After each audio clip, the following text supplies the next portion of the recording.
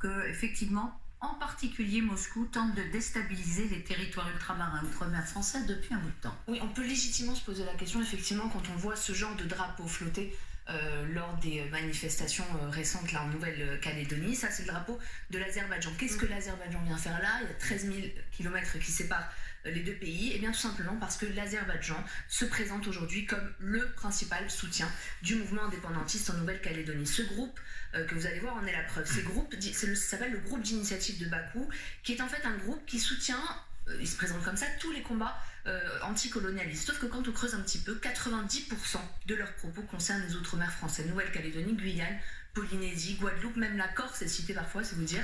Sur leur site, vous avez ce genre de vidéos qui dénoncent ouvertement, je cite, l'oppresseur français.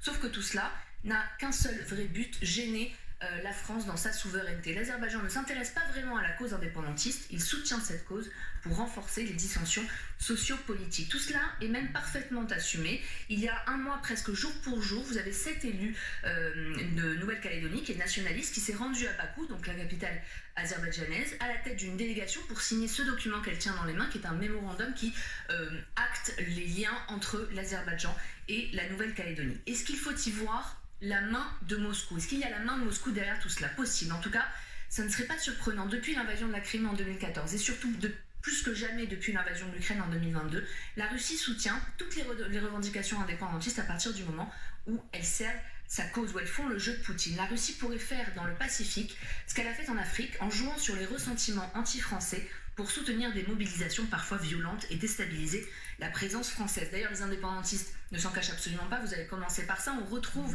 du Poutine et de la Russie partout, exemple avec ces drapeaux, le premier Poutine, bienvenue en Kanaki, le deuxième en russe directement, président Poutine libère nos colonies, et quand ce n'est pas sur les drapeaux que ça se manifeste, eh bien ce sont directement des personnalités qui sont instrumentalisées par le Kremlin. Cet homme, Kémy Semba, il est né en 81, vous allez le voir, à Strasbourg, c'est donc un Français, il y a 2 mois, il a entamé une tournée en Outre-mer pour dénoncer devant des salles combles le système colonial français, sauf qu'il n'est en fait qu'une marionnette du Kremlin. Une enquête a révélé en 2022 qu'il avait perçu de la part d'organismes contrôlés par Wagner, 440 000 $ précisément. Ce que fait la Russie, elle se sert de faits d'actualité et elle va monter tout autour une mayonnaise pour justement déformer l'information. Et vous avez ce groupe-là, Viginium, qui a été créé par le gouvernement justement pour faire en sorte de lutter contre cette manipulation de l'information. C'est tout à fait saisissant, cette démonstration que vous nous faites, Jade. Et vous posiez la question, faut-il y voir la main de Moscou? D'abord, vous, monsieur le député de Nouvelle-Calédonie, est-ce que ça se sait, ça? Est-ce que ça se voit? Est-ce que les autorités en sont conscientes? Avant de prendre la mesure avec Elsa, qui connaît parfaitement les sujets. En Nouvelle-Calédonie, oui, parce que ça a beaucoup choqué, beaucoup marqué. Est-ce que ça s'est suffisamment répandu dans les médias nationaux? Je suis content que vous en parliez aujourd'hui, parce que c'est ce qu'on a essayé de faire à notre niveau à l'Assemblée nationale. Moi, ce que je veux dire par là, c'est qu'il faut faire lien avec le texte qu'on a voté à l'Assemblée nationale. Ça, c'est les indépendantistes les plus radicalisés. Il faut toujours pas résumer les indépendantistes en un seul bloc. Je parle toujours des plus radicalisés parce qu'il y a une branche modérée avec qui on s'entend très bien.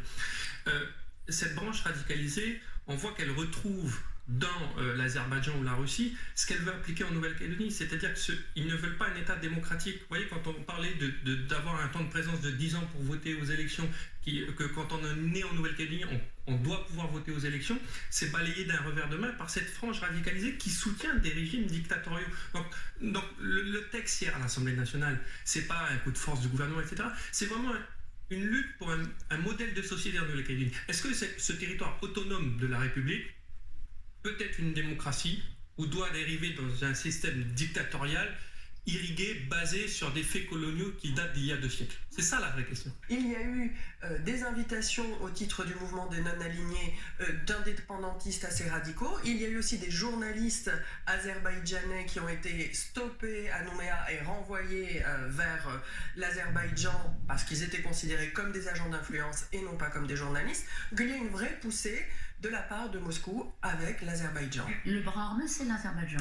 Dans Quand ce on cas-là, voit un drapeau, là, en Nouvelle-Calédonie, à Nouméa, c'est Moscou en général. C'est évidemment, et Bakou, qui agite le sentiment anticolonial Absolument. pour essayer de déstabiliser Paris. C'est impressionnant. C'est impressionnant, il ne faut pas oublier ce qu'il y a aussi derrière, c'est de l'argent. Et l'argent, c'est le nickel. En Nouvelle-Calédonie, qui représente 25% des réserves mondiales de nickel, le nickel est indispensable aujourd'hui à la fabrication de beaucoup de choses, notamment les batteries de fameuses voitures électriques qui inondent la planète.